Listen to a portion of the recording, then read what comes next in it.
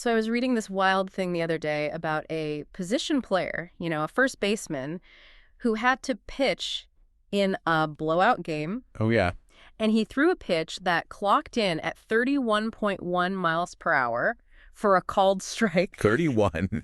That's incredible. Right. I mean, you have pitchers routinely hitting 95, and then you have this slow motion arc that somehow fools the best hitters in the world. You are talking about baseball's greatest oddity, the Eephus pitch. The Eephus. It's that super high arcing, lazy looking pitch. It can be anywhere from, say, 35 to maybe 70 miles per hour. It's got some great nicknames too. Oh, like what?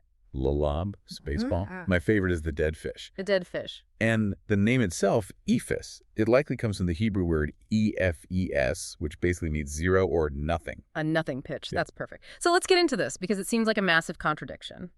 You've got this pitch that looks like something from a company softball game, but it's a real strategy. It goes way back, right? Yeah. To guys like Rip Sewell in the 40s. Oh, yeah, he really popularized it. And the thinking, the conventional wisdom, was always pretty simple. To mess with the batter's timing. Exactly. You throw this absolute junk ball to completely wreck their internal clock. Then the next pitch, the 90-plus fastball, seems blazingly fast. Then that's why it's so rare, I'm guessing. It's a huge risk. A huge risk. And the data backs that up. StatCast shows it's just 0.02% of all pitches thrown in the majors. Wow. We did see a little spike for a few years, but that was mostly because of the knuckleballer R.A. Dickey. He used it a lot. That focus on optimization, on strategy, is so critical. And speaking of optimizing systems to get the best results, if you're looking to figure out where cutting-edge solutions like AI training, automation, or software development could really make an impact for your business, you should check out embersilk.com for all your AI needs. So we were talking about this blooper pitch, and when you actually put the speedometer on it, the numbers are just fascinating. Okay, lay it on me.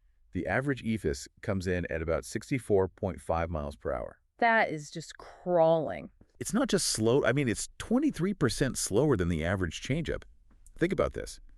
The slowest 99% of Eephus pitches are still slower than 97% of all changeups. Okay, here's where my brain starts to break a little.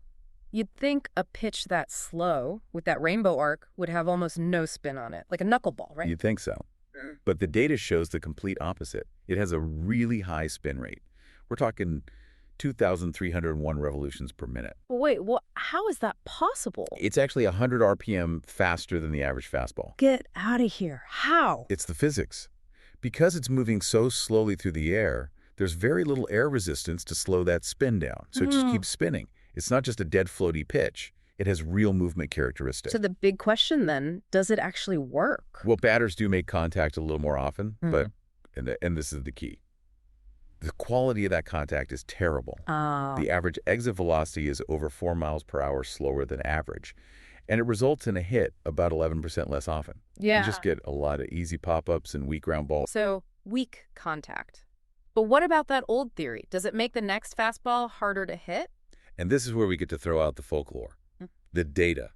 It just completely blows that theory out of the water. Really? Fastballs thrown right after an Eephus actually resulted in more contact and more barreled balls, which are the best kind of contact for a hitter. So the whole strategic reason for throwing it is a myth. Statistically, yes. So what's the real benefit then? Why throw it at all? The benefit is the pitch itself. It's not about setting up the next one.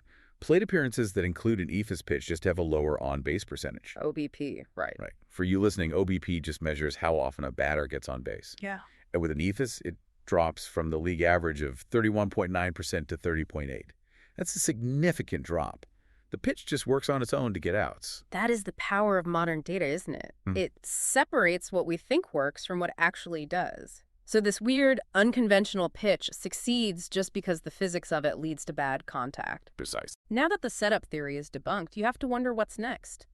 Pitchers could start using it not as a gimmick, but as a legitimate tool, purely to lower a batter's OBP. That's the exciting part. When you base your strategy on real data instead of just tradition, you open the door for a whole new era of creativity in the game. It's going to be fascinating to watch. If you enjoyed this deep dive into the weird world of baseball physics, please subscribe to the show. Hey, leave us a 5-star review if you can. It really does help get the word out. Thanks for tuning in.